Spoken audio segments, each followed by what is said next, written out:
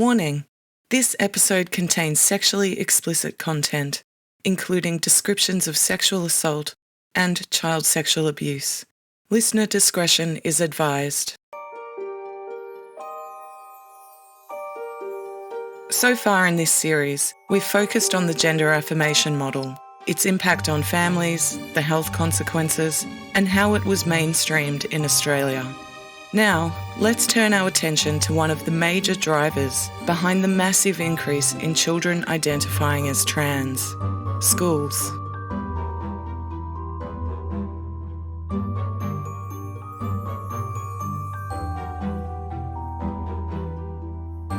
Welcome back to Desexing Society.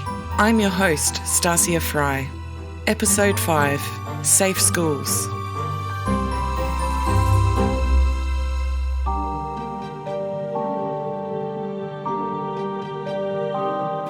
In 2016, a program called Safe Schools was set to be rolled out across Australia.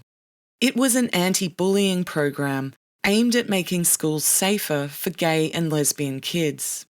Safe Schools was developed by academics at Melbourne's La Trobe University, specifically their Australian Research Centre in Sex, Health and Society, ARCHES for short. At the time, Moira Deeming was not an elected member of the Victorian Upper House as she is now. If you live in Victoria, you probably know that Moira is in the process of suing the leader of the Victorian Liberal Party, John Pesutto, for defamation. She was expelled from the Liberal Party after attending a Let Women Speak rally that was gatecrashed by neo-Nazis. In the ensuing media storm following the rally, her then boss, John Pesutto, smeared her in a press release as having associated with people who, quote, themselves have been publicly associated with far-right extremist groups, including neo-Nazi activists, end quote. But all that is a story for Season 2 of Desexing Society. Back in 2016, when Safe Schools hit the news, Moira Deeming was a registered teacher who had taken time off to homeschool one of her children who, coincidentally, had been bullied at school. The other reason why when I was a teacher I didn't pay attention to this program, it was called the Safe Schools program. That sounds good to me, I'm all on board. It's to stop bullying against gay kids, good. I already don't agree with that, nice. I'll just go along with my daily life because I don't let gay kids get bullied, just like I don't let any kid get bullied, you know. Surely only a homophobe would object to such a program. It was only when I looked at the curriculum that I thought, where is the anti-bullying material in here? This is a sex ed curriculum and it is full of transgender ideology. I actually can't see a single thing here about anti-bullying. Safe Schools had blown up in the media, and anyone even loosely paying attention to the news would have seen the headlines. There was an article somewhere about how kids were being asked inappropriate sexual questions by teachers and there was this sexually inappropriate content. And I thought, no, that's impossible. That's against the rules. That can't actually be in an actual official curriculum. Impossible. Anyway, but I had time to look into it. So I did, because it was actually, I think it was in the Herald Sun or it was in a proper newspaper. That was the first time that I decided to give this whole, what I had considered to be conspiracy theory garbage, some attention. And I did have a look at it and I was actually furious. Moira went to the Department of Education website and found a teaching resource called Transmission: An Intergenerational Journey. Technically, it wasn't part of the Safe Schools program. It was a sex ed teaching resource. Like Safe Schools, it was created by La Trobe University's ARCHES. But this one was just literally about sexual practices and it was so erotic. It talked about analingus, cunnilingus, and it gave these graphic descriptions and I was thinking, I'm not a brothel, a madam in a brothel. I am not here to train them in the techniques of sexual pleasure. It's inappropriate for me to cross that line. There is a professional boundary here that is not being respected.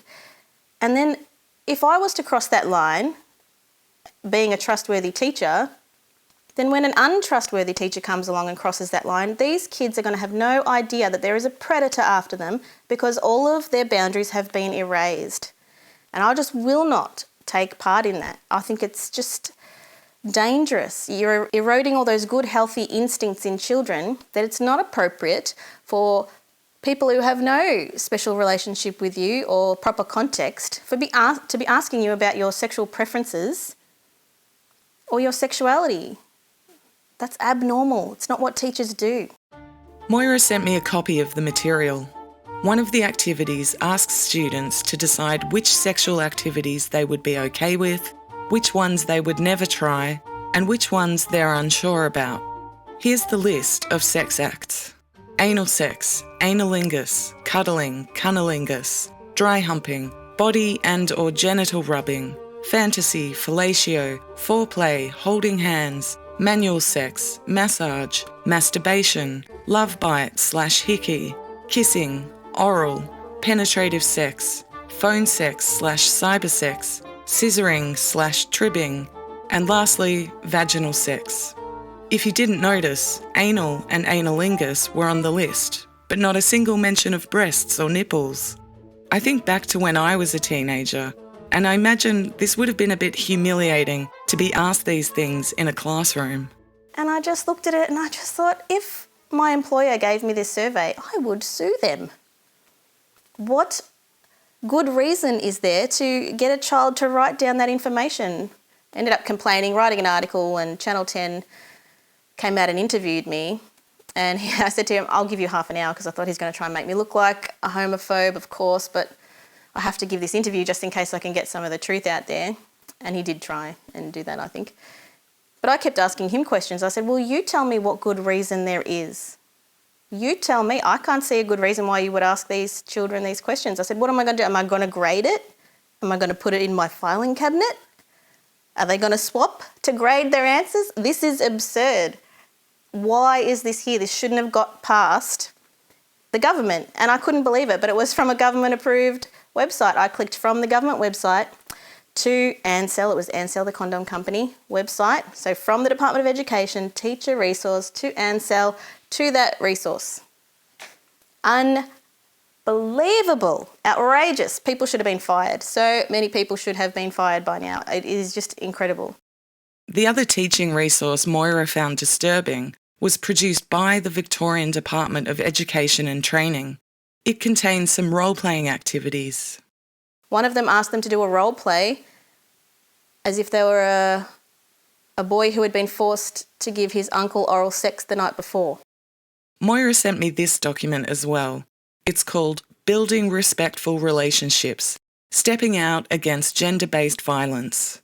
Some of the role plays involve girls having been sexually assaulted and violent fathers bashing mothers. I wonder if anyone stopped to think how this might affect students who have actually experienced those things. More alarming still were the policies that Safe Schools encouraged all schools to adopt. Students could use the toilets and change rooms that matched their gender identity rather than their sex. And if a boy had a girl gender identity, he should be included in girls' sports competitions. And basically, female students don't have any rights to female-only toilets and change rooms. They don't even have the right to demand a female teacher to supervise them when they're trying to shower after a swim at the pool or something, which makes me furious. Because I know, and all teachers would know, that if a male tried to walk in, whether he's wearing a dress or not, I don't care, whether he passes as female or not, if they know that that person is a male, those girls, I mean, I can just picture it. They would just be imploring me not to let that man in.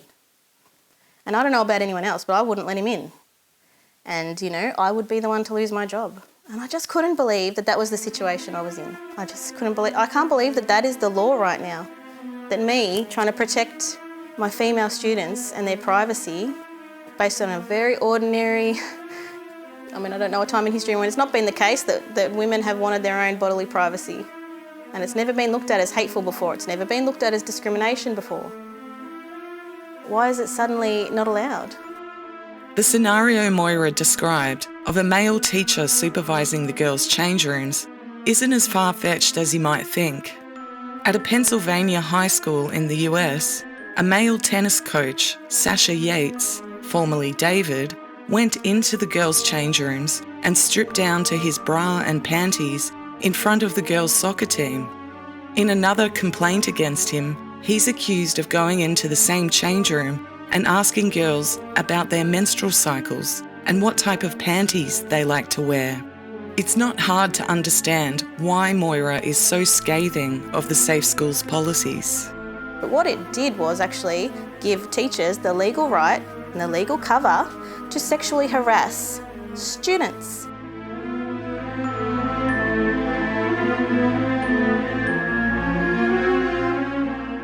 Part of the Safe Schools program was an 8-lesson curriculum plan called All of Us. It was designed for Year 7 and 8 students, roughly 12 and 13-year-olds. The lessons included same-sex attraction, bisexuality, transgender and intersex experiences. When I first looked at the curriculum, I went straight to Lesson 4, Transgender Experiences. The activity asks students to imagine that genderless aliens have arrived in the classroom. How do you explain male and female to them without referring to genitals? Students will need to make a list of characteristics, hobbies, clothing and traits that we associate with being either male or female. It then lists some examples that students might give, and this is where it gets a bit 1950s. Under female, it lists like cooking, enjoy dancing, have long hair, enjoy shopping, wear makeup, gossip with friends. It goes on. Students have the opportunity to explore how these expectations have developed in today's society and think about how they could be different. Few would see any problem with an exercise exploring sex-based stereotypes, but it's the next bit that's problematic. Teachers are instructed to play a video, Nevo's Story, produced by LGBT charity -18. Nevo is a girl who thinks she's a boy. Discovering you're transgender, it's a lot more complicated than anything else. It's a lot more complicated than your sexual identity. With your gender, it's like a whole different thing because no one teaches you that it can be anything except for what you're already told. I mean, that little pink ribbon that's wrapped around your foot when you're in the hospital, like that's it, you know, you can't argue with that. My gender is male and I feel male. I thought that for the last 50 years, since second wave feminism, we had been teaching girls that they can pursue whatever they like, that they can play with cars and climb trees and kick a footy if they want. Am I wrong? Has society regressed since I was a kid in the 80s? How is it that Nevo has come to believe that sex-based stereotypes can't be challenged? More importantly, what is Nevo's story saying to girls? The girls who don't identify with cooking and dancing and gossiping with friends. I knew just immediately that it would make all of my students who are not super feminine or super masculine think, oh, I'm not a good enough female. I'm not even a legitimate female maybe. I'm a boy. Maybe I'm not even a female if I don't look like that super feminine image. Maybe, you know, if I'm not into all those feminine things. Having grown up, you know, in a pretty feminist household, I was looking at the language, you know, they'd have all these little stories in the curriculum and they were all using sexist stereotypes to describe what it feels like to be transgender. I liked girly things, I liked girly colours, I liked doing all the girl things. And I was like, what's a girly colour? When did we bring that language back in? I wasn't able to find any use of the word girly, but Moira's sentiment is spot on. All of us teaches girls that if they're not girly enough, then maybe they're really boys. And it encourages social contagion. I realised that there were certain things I was feeling really uncomfortable about in my life. And then I had a big chat to my girlfriend about it on a long road trip. We had a really open conversation and she said, look, maybe you're transgender. And I'm like, no, that's not me. And I'm a proud woman and I'm a feminist and, you know, I love women and blah, blah, blah. And then I went home and I looked up things and I searched for my specific things and everyone was saying everything I was saying and everyone was saying, oh, when I was little I would, you know, play role-playing games and I would pick the male characters and I thought, oh, I did that. I still do that. My favourite Sims are all male, and that was really like confronting for me. And then, you know, I spoke to other people, and a lot of people said that as a child they would kind of pick male clothing, and for 5 years of my life as a kid I dressed male and told everyone I was a boy, so I thought maybe that's a bit of a warning sign. So girls, if you're uncomfortable with girly things, if your friends are telling you that maybe you're trans, go online and find confirmation and encouragement to get testosterone. And if you're a lesbian, I identified as a lesbian for a while. As soon as I sort of discovered my gender identity, I realised it didn't really fit that well. I now identify, I guess, as straight. I'm attracted to women. That's about it, if I'm not attracted to women in the future. all of us seems to want lesbians to pretend that they're heterosexuals, like Nevo. Sadly, Nevo's association with -18 made her a poster child for the trans lobby. Now in her late 20s, Nevo's entire adult life has been about queer activism. She's written 3 books on queerness. She runs school workshops and workplace training focused on gender identity. Interestingly, she no longer identifies as male. She's non-binary and uses they-them pronouns. Even though she only wore boys' clothes when she was a child, now she wears skirts and makeup with her bushy beard. And she definitely doesn't regret having a double mastectomy. She loves her scars. Nevo came under intense criticism for her part in safe schools. According to a Sydney Morning Herald article from 2017, conservative Christians said, quote, "Her story encouraged impressionable minors to undergo sex change surgery without parental consent," end quote. That's a bit of an exaggeration if it was ever said. What Nevo's story did do and continues to do is encourage young girls and lesbians to think that there's something wrong with them and that they're not really girls. And if your daughter or son starts identifying as the opposite sex, Safe Schools tells teachers to socially transition your child without your knowledge. The other thing that I really hated that it did was it expected me as a teacher to lie to the parents. So the school gets to decide whether the family is an ally or is going to be supportive, and whether we're going to tell them that their child has been living as a different gender at school.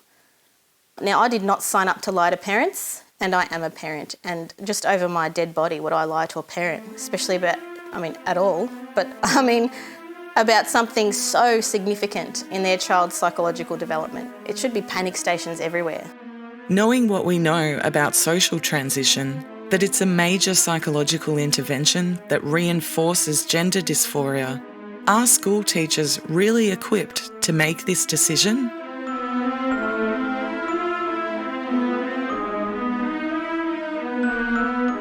How did we get here? How did La Trobe University's Research Centre in Sex, Health and Society come to play such a large role in children's education? Arches was founded in 1993 with the purpose of studying AIDS and sexually transmitted diseases. Because of these origins, it's always been focused on sexual minorities. In 1995, they received federal funding to undertake a survey of same-sex attracted youth aged between 14 and 21. In 1998, they released their results, writing themselves in a national report on the sexuality, health and well-being of same-sex attracted young people. The results painted a stark picture for gay and lesbian youth. They were being bullied at school because of their sexual orientation, and it was leading to poor health outcomes. 46% had been verbally abused, 13% physically abused, and 70% of that abuse happened in schools. Based on these findings, the Victorian government set up the Ministerial Advisory Committee on Gay and Lesbian Health. This created a direct conduit for Arches to feed their research straight into public policy. Dr. Elisabeth Taylor has spent some time researching safe schools, Arches, and writing themselves in. She has a PhD in medieval women's history from Cambridge University. She was hired by the Australian Christian Lobby in 2016 as their Director of Research. The first thing to land on her desk was the Safe Schools program, which led her to investigate writing themselves in. She has a number of criticisms. So they said that they maximised the sample. They had 4 questions of these teenagers. Are you heterosexual, same-sex attracted to both sexes, or not sure? So 4 options. 3 of them would qualify them for the sample, including not sure. The Q in the LGBTQIA+ acronym stands for queer or questioning. So where respondents answered not sure, that was counted as questioning. Writing themselves in put the percentage of youth who are same-sex attracted at somewhere between 8 and 11%. Compared to a 2014 Australian study, that's quite high. That study found for those aged 15 or over, 1.4% identified as gay or lesbian, and another 1.4% as bisexual. The generally accepted estimate for exclusively gay or lesbian sexual orientation in the adult population is 2%. With their inflated figures, writing themselves in was able to say, look how many kids are at risk of homophobic bullying. We need to act. To complicate this even further, there's also the question of whether the respondents who expressed same-sex attraction would go on to be homosexual in adulthood. And the authors acknowledge, and every sexologist knows, that same-sex attraction in high school students is not an indication of a settled gay or lesbian identity as an adult. Some of them will identify as gay and lesbians, but a lot of them won't. When I first heard this, I thought it sounded, frankly, a bit homophobic. Isn't it homophobic to tell a teen that it's just a phase? It turns out that for a lot of kids, same-sex attraction is just a phase. A long-term study undertaken in the United States tracked a cohort of teenagers into adulthood. For boys who experienced some same-sex attraction in adolescence, over 80% of them grew to be exclusively heterosexual as adults. For girls, it was 60%. So why does all this matter? And when La Trobe then published the media release to publish the results of this research, they published it as gay kids bullied in schools. There's no doubt in my mind that gender non-conforming kids are bullied in schools. But writing themselves in inflated the numbers, creating a moral panic about the health and safety of gay kids. And critically, the report didn't even properly define what was meant by gay kids. Bisexual is not the same as homosexual. Being unsure of one's sexuality doesn't indicate homosexuality. And the researchers failed to identify whether it was same-sex attraction that made them targets for bullying or the more likely explanation of gender nonconformity. How did the bullies know to target them? And if 46% of respondents had suffered verbal abuse for being gay, why were the other 54% left unscathed? The fact is, kids bully each other.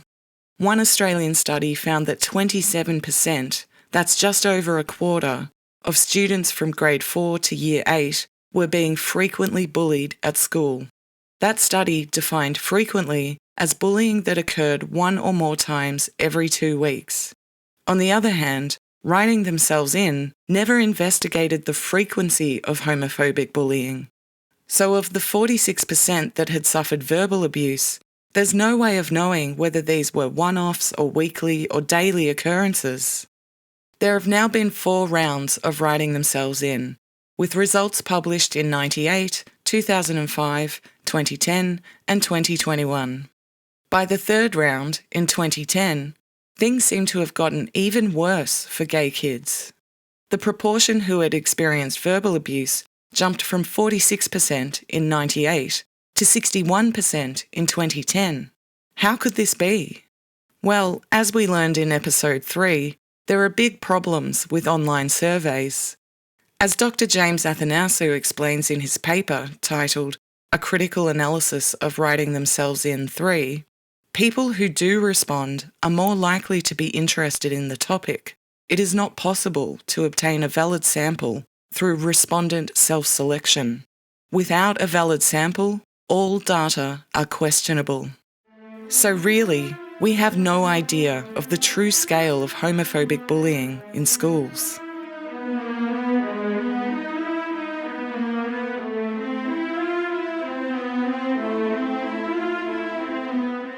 One person I interviewed for this series told me that safe schools was old news. I think he was right. It's been tricky for me to get my head around what went down because I wasn't paying attention back in 2016. Lucky for me, journalist and ABC radio host Benjamin Law wrote a lengthy essay in defence of safe schools called Moral Panic 101. I'll give you the broad strokes. The idea was hatched by two women from La Trobe's Archers, Anne Mitchell, a teacher and co-author of Writing Themselves In, and Ros Ward, a philosopher.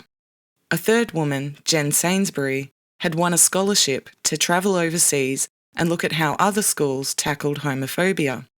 She found that changing the school environment to make it gay-friendly was key. It started small, with $100,000 in funding from the Victorian Labor government in 2010. Just 11 schools signed up initially. Then a coalition government was voted in, and they gave it an extra $416,000. So far, so good for safe schools. It had bipartisan support. In 2013, just a week before the federal election, then Finance Minister Penny Wong announced $8 million in federal funding to roll out safe schools nationally. The Liberal Party won the federal election and was forced to make good on Labor's commitment. A quick point here for international listeners. The Liberal Party are Australia's Conservative Party, and they've had a long-running coalition with the National Party, who are popular in rural areas. So, the following year, 2014, work began on a national safe schools program. This included the All of Us teaching resource, developed in conjunction with LGBT youth charity -18. In November 2015, with little fanfare, All of Us was launched. 3 months later, in February 2016, the conservative newspaper, The Australian, got hold of the curriculum and began raising the alarm. Activists pushed taxpayer-funded gay manual in schools. That was the first headline. The article took aim at the sexual orientation aspects of All of Us and how it encouraged students to take on an activist role. One suggestion is using your assignments to start conversations about equal marriage, for example. If teachers won't let you put up LGBT posters at school, ask them why, and if you don't get a reasonable answer, you may have to be creative about where you place them. So began the media storm. 3 days later, The Australian ran another article. Safe Schools Coalition, Sexual Politics in the Classroom. Journalist Natasha Beta flagged some of what I find to be the objectionable parts of All of Us. It told teachers that phrases like ladies and gentlemen or boys and girls should be avoided. This article also included part of a bizarre lesson plan. Indicate to your students that you are talking about gender and not sex by asking them to consider what makes them male or female. Most students will mention their genitalia. Extend the discussion by asking students what it would mean in terms of their gender if they were to lose that part of themselves. As the kicker, The Australian took aim at La Trobe academic Ros Ward. She was a Marxist. She had given a speech at the Marxism 2015 conference where she said the following. And programs like Safe Schools Coalition are making some difference, but we're still an extremely long way from liberation. Marxism offers both the hope and the strategy needed to create a world where human sexuality, gender, and how we relate to our bodies can blossom in extraordinarily new and amazing ways that we can only try to imagine today. Alongside sexism, homophobia, and transphobia, both serve to break the spirits of ordinary people, to consume our thoughts, to make us accept the status quo, and for us to keep living or aspiring to live or feel like we should live in small social units and families where we must reproduce and take responsibility for those people in those units. Marxism was here to liberate queer people and destroy the family unit. How would the Conservative government respond? Education Minister and Liberal Party moderate Simon Birmingham initially defended safe schools. Hard-right backbenchers weren't having a bar of it. Corey Bernardi wanted it defunded. He said it was about indoctrinating children into a Marxist agenda of cultural relativism. Labor leader Bill Shorten told Bernardi he was a homophobe. On Facebook, then Victorian Premier Dan Andrews also accused the hard-right Liberals of homophobia. So Prime Minister Malcolm Turnbull ordered the Education Minister to launch a review of All of Us. Professor William Loudon was given just 2 weeks to complete the review. And then National Party backbencher George Christensen dropped the following bombshell in federal parliament. Some of the things that the Safe Schools Coalition Australia are recommending to school students include pornographic web content, sex shops, adult online communities and sex clubs. The Safe Schools All of Us teaching resource directs students to the LGBT organisation 2010. On the 19th of January this year, 2010 hosted a hands-on workshop for youth on sex toys and sadomasochistic practices. All of Us also directs students to the website of the LGBT youth organisation -18, which produced most of the Safe Schools resources. -18 advises students on chest binding, penis tucking, sex toys and sex advice such as penis and vagina sex is not the only sex and certainly not the ultimate sex. -18 links to the Tool Shed, an online pornographic sex shop offering a range of sex toys, sadomasochistic items and pornography. -18 recommends Scarletine, a teen sex advice site that promotes group sex, sex toys and sadomasochism. All of this was true. Kids would have had to follow a specific pathway of clicks from -18 to reach those websites, but nonetheless, it was true. When the Loudon review came out, he found that All of Us was, quote, suitable, robust, age-appropriate, educationally sound, and aligned with the Australian curriculum. He also found, regarding the problem of -18 linking to outside websites, that, quote, there may, however, be material on some of these websites that would not be suitable for younger students, end quote. Christensen was not happy. He and another 42 Conservatives signed a petition demanding a parliamentary inquiry. And he dropped another bombshell in Parliament.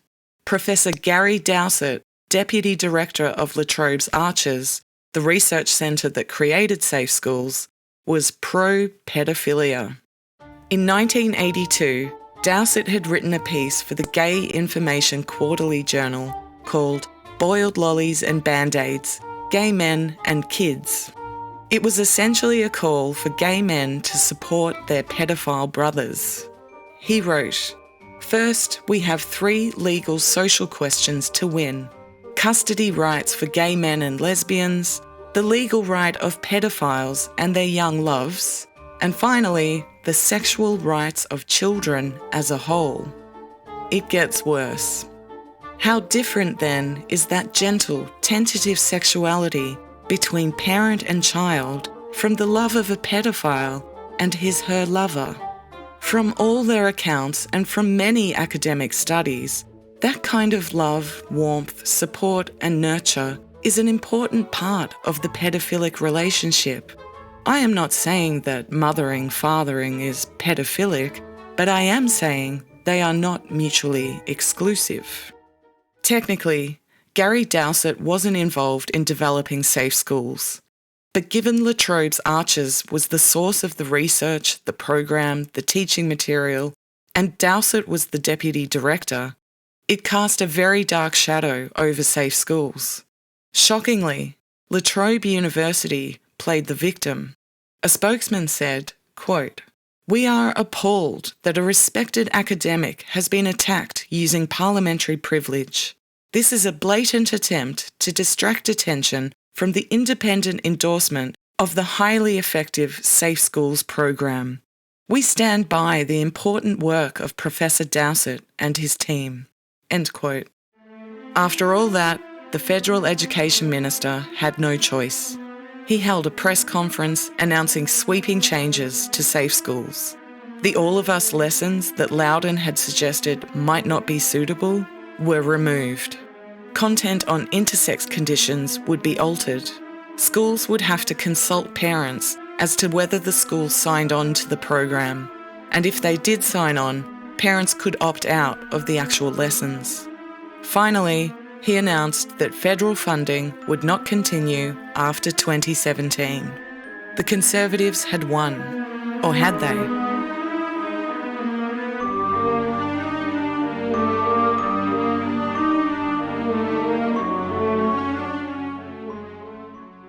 The main thing about Safe Schools was the policies and the programs that changed the whole of school environment. And that's what's so important about Safe Schools, is that it was the whole of school approach. So we have to be giving messages about sexual and gender diversity in every subject.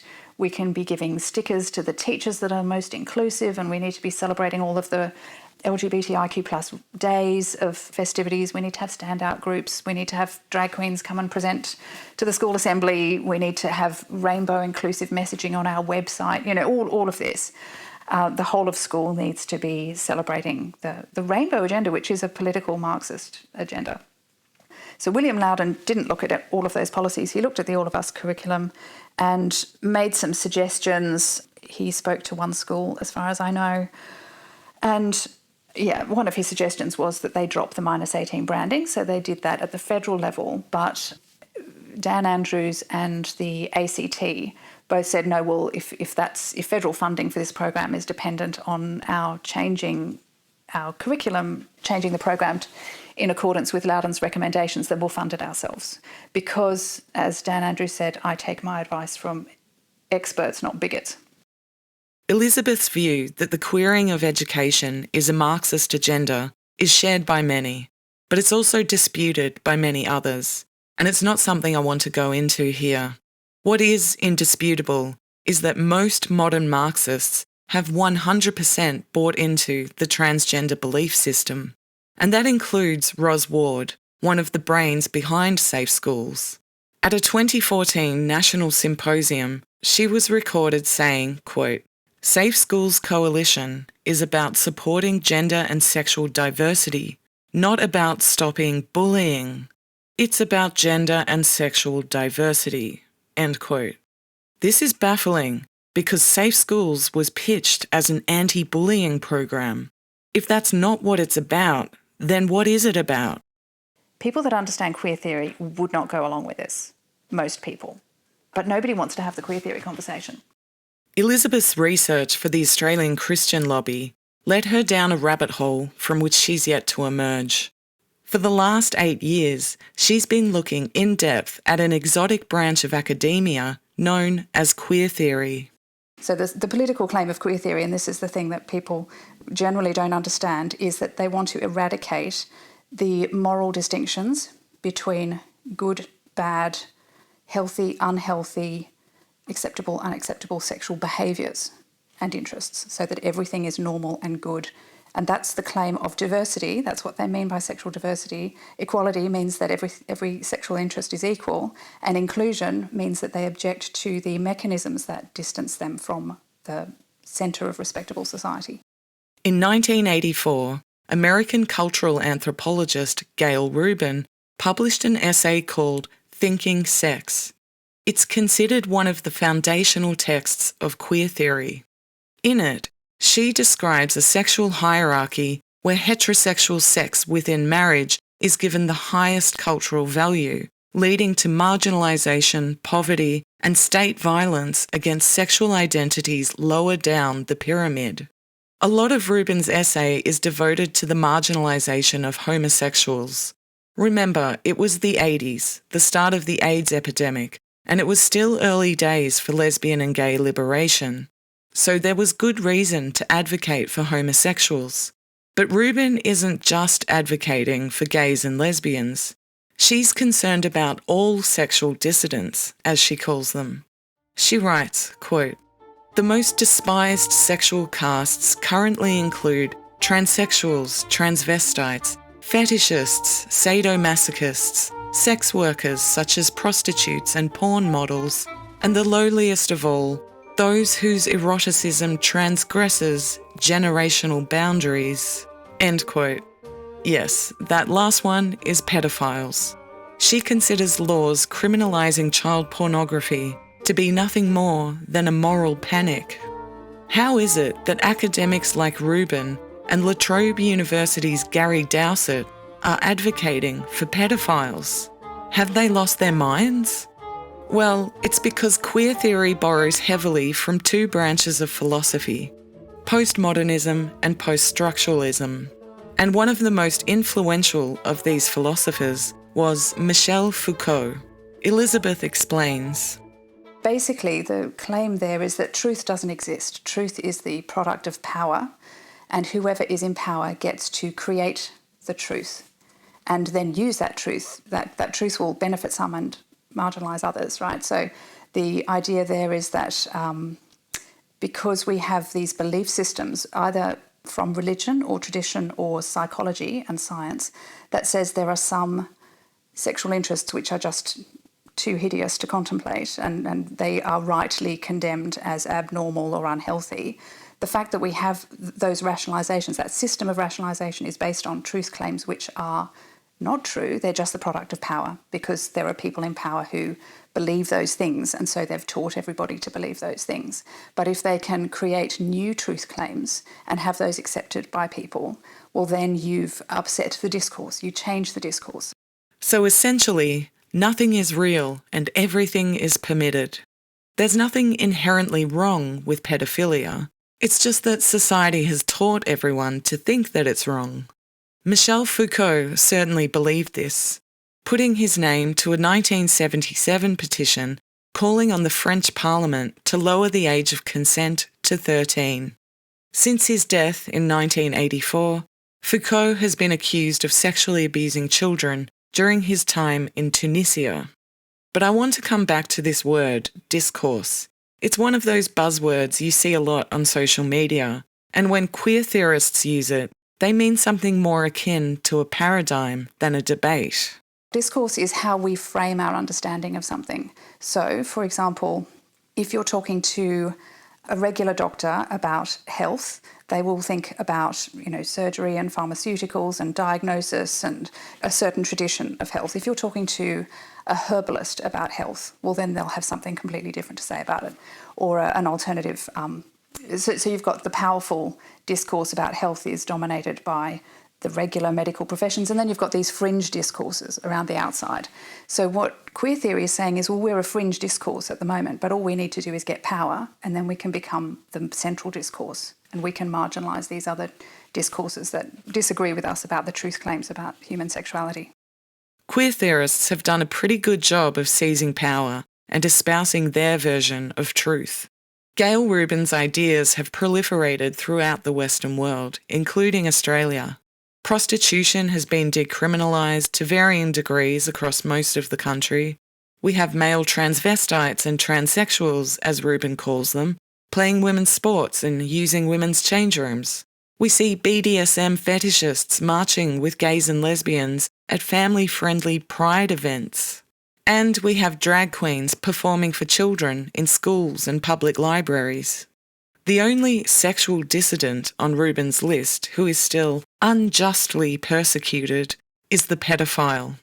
So how did queer theory make such stealthy and significant gains in society and in law? If you can get your discourse to come from a respectable institution like a university, well, then more people will believe it and more people will believe that it's true. In Australia, that respectable institution seems to be La Trobe University's Archers. As we've heard, they are the architects of the Safe Schools program. The idea that you can't tell a person's gender or sex just by looking at them is embedded in the Safe Schools material. The idea that woman and man are gender identities that have no relation to biological sex comes from queer theory. Specifically, these ideas are the brainchild of Judith Butler, American philosopher and author of the 1990 book Gender Trouble. She is coming from this queer theory background, and she's interesting because she suggests a different mechanism for decentering heterosexuality, heteronormativity. That's the objective of queer theory. And she says, well, what if we just get rid of male-female distinctions? And then you can't tell who's a man and who's a woman, so you can't tell who's gay and who isn't. and suddenly you have queered all sexuality, which was the aim of the radical end of the gay rights movement, is to queer all sexuality. I want to clarify something here. The lesbian and gay rights movement was about civil rights. They wanted inclusion in society, to not have to hide their relationships and to not face discrimination for their sexual orientation. When Elisabeth says the radical end of the gay rights movement, she's talking about queer theorists. And there are plenty of gays and lesbians who oppose queer theory. But back to Judith Butler's ideas about erasing male-female distinctions. One tactic used by queer theorists is to claim that sex is a social construct invented by humans. It's not binary, as in male and female, it's a spectrum. They point to intersex conditions, also called differences of sexual development, as proof that sex is a spectrum. This is why one of the lesson plans in All of Us is called Intersex Experiences. Here, they use a diagram showing a line with male at one end and female at the other end to demonstrate the male-female spectrum. But if we take this diagram to its logical conclusion, it implies that women with large breasts are more female than those with small breasts, or men with large penises are more male than those with small penises. It's pseudoscience being taught to children as fact. The other common tactic used by queer theorists to confuse the categories of male and female is to corrupt language. That's why, as I mentioned earlier, All of Us tells teachers that phrases like ladies and gentlemen or boys and girls should be avoided. On the surface, the idea is that you're being more inclusive of non-binary people, but it's more insidious than that, as Elisabeth explains. We have gendered words. We have man, woman, boy, girl, mother, father, uncle, aunt, all of these words are gendered words because we recognise that male-female difference is a significant thing. But if we took away the words, and linguists understand this quite well, that words structure your thoughts. So if you don't have the words to communicate concepts, that's because they're not important concepts. And very quickly you don't have the capacity to think about those concepts because you can't talk about them with people. So you erase the cultural significance of male-female difference. Then you can't tell who's a man and who's a woman. You can't tell who's queer and who's not. Because this is the problem with the gay rights movement, is that whenever you're talking about homosexuals, you are implicitly reaffirming the norm of heterosexuality, because you're saying here's a different group and they're heterosexuals. Well, we don't want to do that. We want to blur all the boundaries. We want to queer all sexuality so that everyone is queer. And that's the mechanism for doing it. It's very clever. It seems to me that the queer theory vision of utopia is something akin to Aldous Huxley's Brave New World. In Huxley's dystopia, monogamy is forbidden. Children are taught from early childhood how to give and receive sexual pleasure, and the elites have weekly drug-fueled orgies. In the TV series of the same name, everyone is bisexual. One of the things I thought was quite funny was that when Judith Butler's theories were first published, one of her colleagues at Columbia University described them as silly but non-catastrophic. And I think that's exactly where they should stay. And, I've hung out with philosophers at university. I know how they like to sort of throw ideas around, and I don't deny them their sport. That's good fun. But the idea that these should become the basis for public policy or education programs, well, then they're not uncatastrophic anymore, I think. I think they become potentially catastrophic for kids who are unnecessarily confused.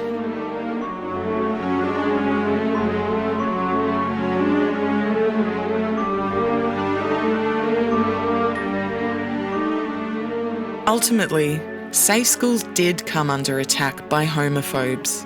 This made it very easy for legitimate criticism of the program to be shouted down as simply homophobic bigotry.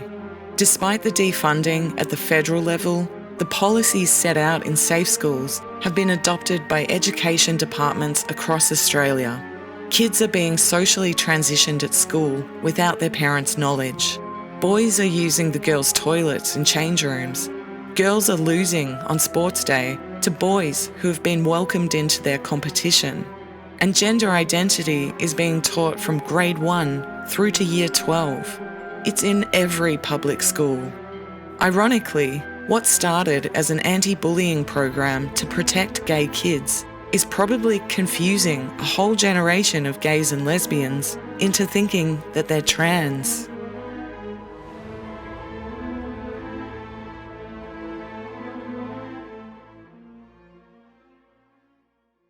Coming up in the next episode of Desexing Society, we'll hear from teachers about the impact of this ideology on children. I don't see the young lesbians anymore. Nobody identifies as a lesbian. They identify as non-binary.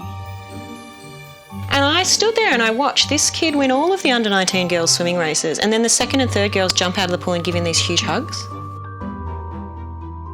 And we'll learn about how schools are driving a wedge between parents and their children.